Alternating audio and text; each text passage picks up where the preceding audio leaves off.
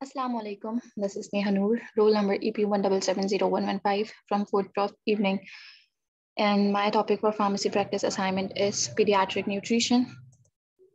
And I am here today to talk about pediatric nutrition. Basically, we will be discussing nutrition in pediatrics. And the reason we are discussing nutrition in pediatric because pediatric nutrition has its own set of indications for both internal and parenteral nutrition, as well as its own dosing requirements for both parenteral and internal nutrition, with many of doses being much smaller than what you would see in adults. Although on weight basis, they may be higher than what you might see in adults per kilo. That's essentially the reason why we are talking about this population today, is because it's just so different than the adult population. Pediatric nutrition considers the dietary needs of infants to support growth and development, including changes, organ functions, body, and constipation. Basically, nutrition is the biochemical and physiological process by which an organism uses food to support its life. It includes ingestion, absorption, assimilation, and excretion.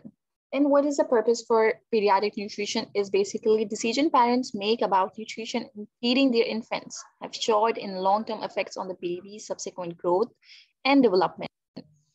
Infectious diseases and chronic digestive diseases can be reduced with good nutrition choices such as breastfeeding.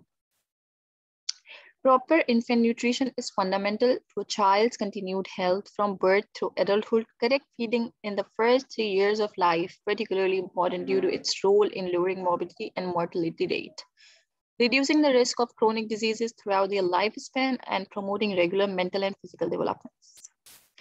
Now we have several important nutritions for infants, which are really important for their growth. First is iron. Iron is an essential nutrient for life. As part of hemoglobin, a component found in red blood cells, it helps carry oxygen throughout the body. During their first 4 to 6 months, babies will have sufficient store of iron. Second is omega-3 fatty acids. Omega-3 fatty acids boost your baby's brain and eye development as well as immunity with omega-3 fatty acids. DHA and EPA types of omega-3 fatty acids are required for life, but our bodies cannot produce them. Proteins. Proteins pack a lot of punch in terms of your baby's growth and development. Why? Because it's literally a part of every cell in your body, working hard to build, maintain, and repair body tissues. Proteins are made up of amino acids, the building blocks of proteins. Vitamin D is important for bone mineralization as well as immunity. Zinc is an important mineral in your body's growth and development as it is required for making proteins. So basically these are 5, which includes zinc, vitamin D, protein, omega-3 fatty acids, and iron. And now we have common nutrition problems in infants. Basically those infants who don't get proper nutrition.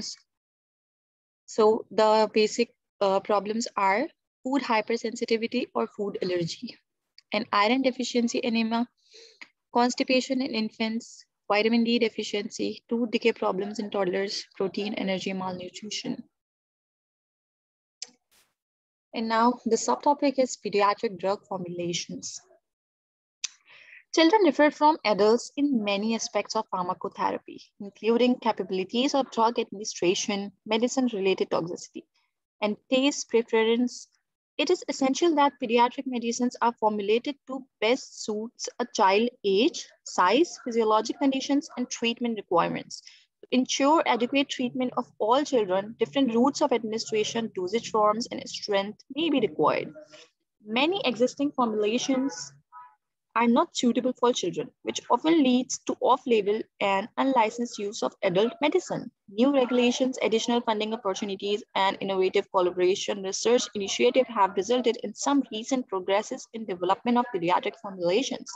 These advances include a paradigm shift toward oral solid formulations and focus on novel preparations, including flexible, dispersible, and multi-particulate oral solid dosage forms. And now we have 5 key issues needs to be addressed to stimulate the further development of better medicines for children. Basically, these are the continued prioritization of unmet formulation needs, particularly drug delivery in neonates. And neonates are those which are less than 1 year of age, and infants which are more than 1 year. and a better use of existing data to facilitate pediatric formulation development, and innovative technologies in adults that can be used to develop new pediatric formulations for clinical feedback and practice-based evidence on the impact of novel formulations. And last is improved access to new pediatric formulations.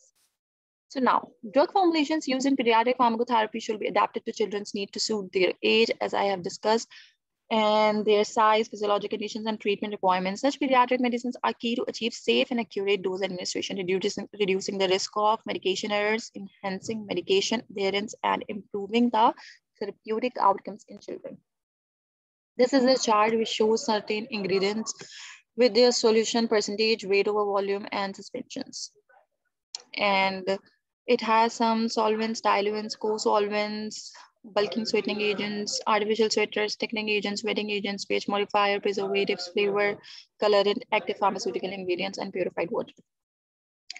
And now we have amino acid formulations. Amino acid formulations are basically which are made up of amino acids, and patients 1 year of age or older tolerate standard adult amino acid preparations. Example, aminosyne and travosol. For infants less than 1 year of age, to specially designed pediatric amino acid formulations, which is PAF, trophamine and aminosyne PF are available.